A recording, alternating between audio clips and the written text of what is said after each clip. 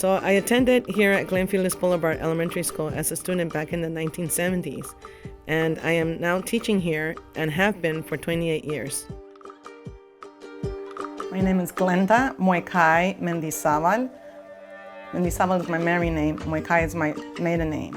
And my connection to Atwater is that I resided in Atwater several times years ago, and I currently work in Atwater Village. I immigrated from Ecuador back in 1971, and so the first place that we moved into was a back house on Boyce Avenue. My mom was an elementary school teacher, such as myself, back home in Ecuador, and my dad at the time, when they were engaged, he was a professional soccer player. But back in those days, it did not pay well. So he started working in the banana business with my Uncle Miguel, who would ship bananas to the United States. And that came from my grandfather, who was a merchant who immigrated from China, Canton, China, to Ecuador. They tried to live here, but at that time, early 1900s, the United States was not receiving immigrants. So that's how my grandfather ended up in South America and Ecuador. So in Ecuador, he married an Ecuadorian woman. So my dad and his siblings were born, they were half Chinese. That makes me a quarter Chinese. My father was working with his brother, my Uncle Miguel, but then the United Fruit Company offered him a position, and he would check the banana, make sure they were in good shape, and that they would be ripe by the time they arrived here in the United States. And they offered him the opportunity to come to the United States. And so that's when my dad came in 1970, was here for a year with a relative that was living in Atwater on Edenhurst and Regali, and saved up to have us sent over a year later. I had just finished preschool in Ecuador, and I turned 5 in May, and we were here in end of June, beginning July, and then school started in September. It was very scary. It was very scary being an immigrant. I didn't know the language, and at that time, Glenfeliz was very much Anglo-Saxon. So new country, new culture, the language, the teachers, the students. During my time in the early 1970s, there were probably only, I would say, you can count the Hispanic children on your hand. And maybe a Filipino, an Italian child, but most of them were Anglo-Saxon. The kids overall were friendly.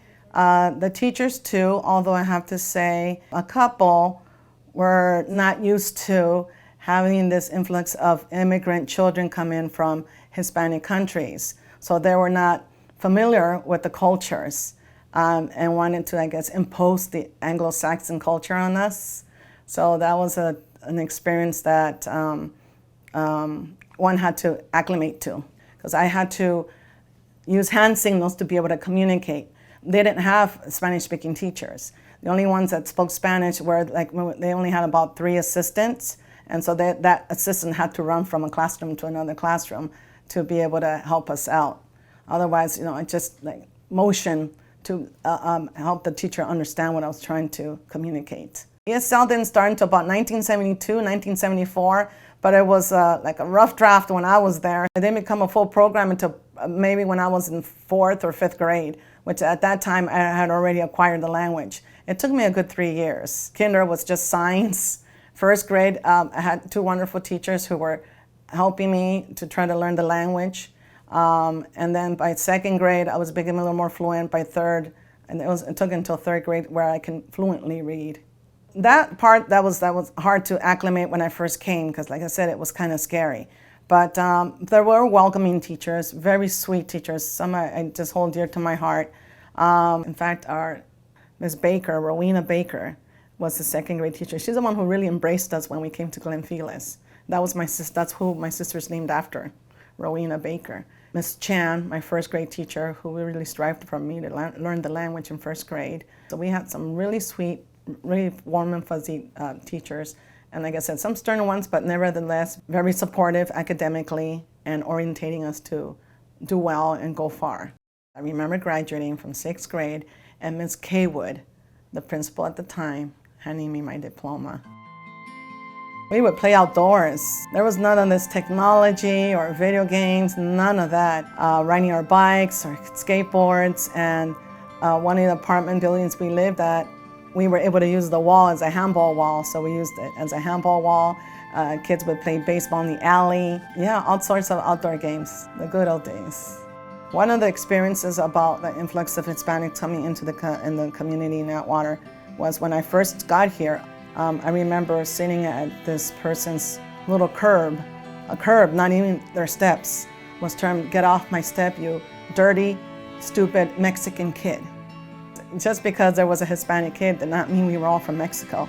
And not to put Mexico down, I love Mexico. I've been to their country and it's beautiful. But to be termed from a certain country and be classified as being dirty and stupid because you're Hispanic was very degrading. But that changed over the years. I ran into that same person many years later, and it was a very warm welcoming on her part, and I embraced it. You know, you learn, you grow. I didn't hold a grudge. So at Irving, yes, it was rough. At that point, my brother and I would take the bus. My dad was pretty busy. He would hold 3 jobs. And at that time, my mom was first hired at Glenfeliz Unified. She worked as a cafeteria worker. So, you know, now we were latchkey kids. But at Irving, you could say my bodyguard was my brother. Yes, it was the rough days where we had gang kids. Gang kids are kids from gang parents. And as I just kept to myself and my studies and my books, they would come from behind the hall and hit me on the head or slap my books to the floor.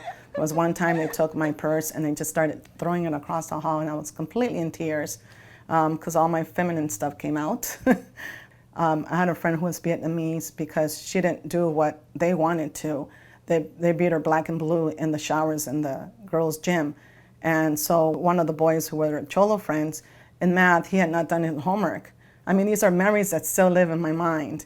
He had snatched my homework, and I said, "Excuse me, that's my homework, please give it back." He says, "I want to copy it before the teacher arrives." I said, "No, I worked hard on this, you should have done your own homework." And he said, "Okay, I'm going to get my Cholo friends to beat you up in the," and my Vietnamese friend had just happened the week before. I walked slowly to the gym because that was my next class. PE was the last class. I didn't go into the gym, I went into the teacher's office. And it's like, "What are you doing here? You're not supposed to be here." "Well, I'm going to tell you why I'm here." And she said, "Okay, you can stay." But see, nothing was done. She said, "Okay, just stay here. When they're gone, then you can go get dressed." In fact, that one kid that was constantly harassing me, finally my brother just pushed him, and he says, "I'm going to get my uncle, who's a gang member, to shoot you." I mean, all this language was already coming out when we were in 7th and 8th grade. And so we waited, but you know, we realized later they were all pure talk, because I can see my brother from a distance with his 6, 7 friends. Where are they? This was the site to, you know, for the brawl. No, they were not there. It was not good. 7th and 8th. Everything got better by 9th for some reason, and luckily it did, because by that time my brother was out of the school. Marshall was a lot different. You know, you're older, you know who your friends are, you know who to seek out to become your friends. I was involved in clubs. They had a Bible club. I've always been spiritual, so I participated in the Bible club. And it was mostly maybe like we read one verse and then we all just chit-chatted and ate lunch together. I participated in the Red Cross Club and the Spanish Club. I also had good experience because I took on ROP classes. So I took a nursing class when I was at Marshall. Summertime was our favorite time because Mom and Dad would take us to the Griffith Park pool. And after the pool, Mom would always prepare a home-baked chicken sandwiches and have the watermelon ready for us. And one year, it was super hot, that pool was packed. There was a long line and the line wasn't moving. And a lot of people, are we gonna get in? Are we gonna get in? We don't know. We gotta wait for people to get out. And so it was so hot. This is the crazy part. And we weren't the only ones. My dad said, "You know, we came this far, we've been waiting this much. We're going across the street to the fountain." And we weren't that fountain was packed. It was a very hot summer in LA, I think over 100 degrees. And so he said, "Just stay at the bottom, just stay at the bottom." So we would, you know, always obedient to our parents. We stayed at the bottom because there was like 3 levels. And so, yeah, everybody it was like a lazy river pool, you know, just going around. Where Costco is now, that used to be the Franciscan ceramic or pottery. And we remember walking by there when we would go to the laundromat. We went to the laundromat on San Fernando, Las Feliz. And we would pass by it every time. And at that time, my little sister was already with us.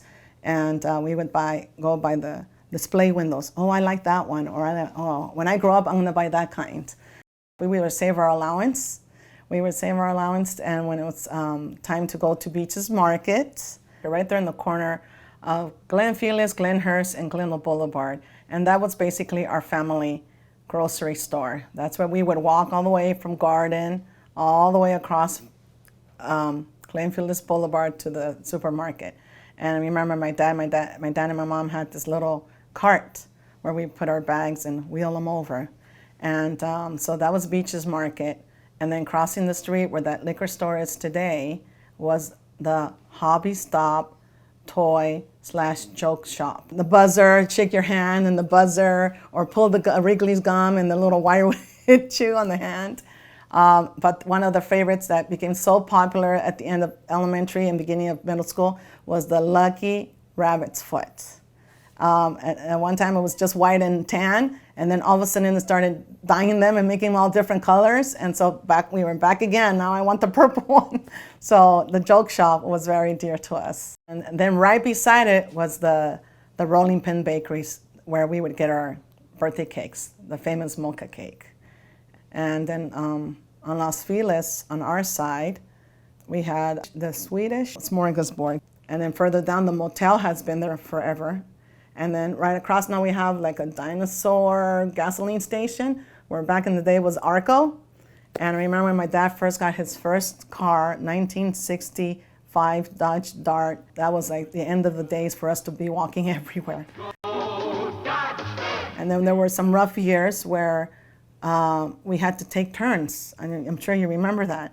Whatever the last digit was on your license plate, if it was even, you had to go Mondays and Wednesdays. If it was odd, it was Tuesdays and Thursdays. So it's like, okay, do we have enough gas to go to the beach or something? No, it's not our day. Del Taco, I worked at Del Taco back in my high school years. So that I remember, it was there since 1980s. So I'm back in Del Taco again. And then right next to the liquor store, La Strada Restaurant, the Italian La Strada Restaurant, where my dad did valet parking. My dad worked at California Hospital as a janitor. He worked at Coca-Cola in the warehouse, and he worked in La Strada doing the valet parking on weekends. After school at Marshall, there's a convalescent home on Rowena. I would go there and volunteer my time. In fact, they knew me so well that they allowed me to put a little show. And I had my sister Rowena and my cousins. We did a little dance for the seniors who lived there. And that got me into nursing. And plus, I have been taking the nursing class. So that was actually my major. And then from Marshall, I went to Glendale College. And that was a little bit of a disappointment. One day sitting in my living room, I was like, what am I going to do now? Or where am I going to go? A commercial came on Bryman College. Give us a call at Bryman College. So I went to Bryman College and got my license in medical assisting and phlebotomy. And so I did nursing for a while. And at the same time, there was a short period, I also volunteered and worked at the Glenfeliz Child Care Center. I was always involved with children at church, cousins. I did nursing for a while, worked at a clinic, convalescent home, hospital. When I saw there wasn't much more room for me to grow other than going back to school and getting my RN, I went to Pasadena City College and was taking courses in both fields. And then I kind of leaned more towards the child development, and then I got my AA in child development at PCC and transferred to Cal State LA and got my degree there. And I was also a TA at Glenfeliz 1991, 1992 for about 4 years, and just continued taking more classes. That's when I felt, okay, I think this is my calling now. When it was time to look for a job, I just went up to the principal. Before you can just go up to the school and talk to the principals. Now you can't even do that. But I went to the principal, asked for an appointment. I spoke to her because I did ask, are you hiring? And they said, well, you need to make an appointment with the principal. And I did. When I went in, I told her that I had been a student there, and I had been a TA there. She was taken by that and showed her what degrees I had, what experiences I had, and she hired me. Another thing that's changed besides the demographics because of the influx of different countries coming in, it's the trainings. Understanding different ethnicities and cultures and how to work with them and help them acquire the language, where it's back then, like I said, I would make signs to be understood. We have bilingual teachers now, which we didn't back then. A former colleague, Marilyn Marks, who was also my 4th grade teacher, she is the one who got started with the gardens. Get together with parents, write a grant, and got our first garden on the back of the school. Until then another grant was written, and then we got the orchard in the middle. The other rewarding fact about being at Glenfeliz as a teacher and seeing the kids grow and flourish academically, socially, is when a child comes into the classroom, and then I later find out that I had their parent as one of my students. In fact, this past school year, a little boy named Sebastian, his mom was my student. So I've had a couple of cases like that where I've had the mom and the child as my students. And it's like, okay, is it retirement time? How old am I now? How many years have I been here? Never had a grandchild come back, no, not yet, but I've had parents and their children as my students. It's always been a small family school. We get along really well among colleagues. We collaborate and we work with each other to reach the goals we set for ourselves as a school. It feels wonderful knowing I grew in this school. This is the school I came to when I first came to the United States. This is where I learned to speak the language. This was where people took me in. And now I'm there and I'm able to give back to my community. And be more aware and more sensitive to the kids who are immigrants, because I was once in their place. So it's a warm feeling. It's a warm feeling inside, knowing that I can give back. And seeing these kids grow and come back and say, hey, Miss Mendizábal, guess what? I'm a registered nurse now. That's fulfilling. Then I know I've done my job. That I was part of that child's education. That I was a little grain of rice. It's very rewarding. I have to say, sometimes when we have meetings, we stay late. And when we don't have meetings, I'm still there late. My husband has to come in and say, are we going home now? It's hard to get me out of the room. It just feels like home. My husband says, you can literally sleep here overnight. I said, I could. I really could. I really could. I think that's why I put a lot into it with what I do, because I love my school. It's my home. No, I need that Kleenex box I said earlier. Well, thank you. Of course. But my husband says, you'll never stop teaching. You'll never stop going to some school, because my eldest daughter is a teacher. She's a teacher was a teacher, 7th grade English teacher at Burbank Middle School in Highland Park. But being that she's a new teacher, that was her first year, she got displaced because of low enrollment. But she recently got hired at LeConte, so now she's going to be at LeConte, and she'll be teaching 8th grade English. So my husband says, even though you stop working, I bet you're going to go help Alexis. Unless you have two parents working as teachers with years of experience, or one of the parents a doctor or in the film industry or something, where the two parents are earning a high income, you can still afford a house in Atwater. They're at $1 million, $2 million. Can't afford that on a teacher's salary. So that got us to look for a property somewhere else. And then that's how we ended up inching all the way to Palmdale, where we were able to afford a house over there. Living out in Antelope Valley has its challenges. First of all, we get up at 4 o'clock in the morning to leave by 5. When we first moved out at Palmdale, it was a 1-hour drive on the freeway. Over the years, more and more people are moving out to the Antelope Valley because houses in LA are not affordable. So Now it takes you at least 2 to 2.5 hours on the freeway. So we don't take the freeway. When that started happening, we stopped taking the freeway. My husband said, we would take turns driving. I'll drive, because he said, I don't think you're gonna wanna drive through Angeles Forest. I said, no way, Jose. And so he said, I'll drive. So he does the driving and we all commute. So it does have its challenges to be able to afford a home out there.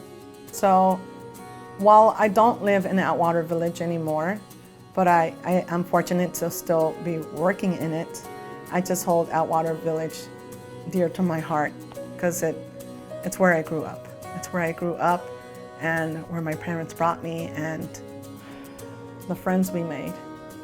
Those were the long friendships that lasted over the years and the people we met along the way. And where we lived our daily lives. And I just have very fond memories.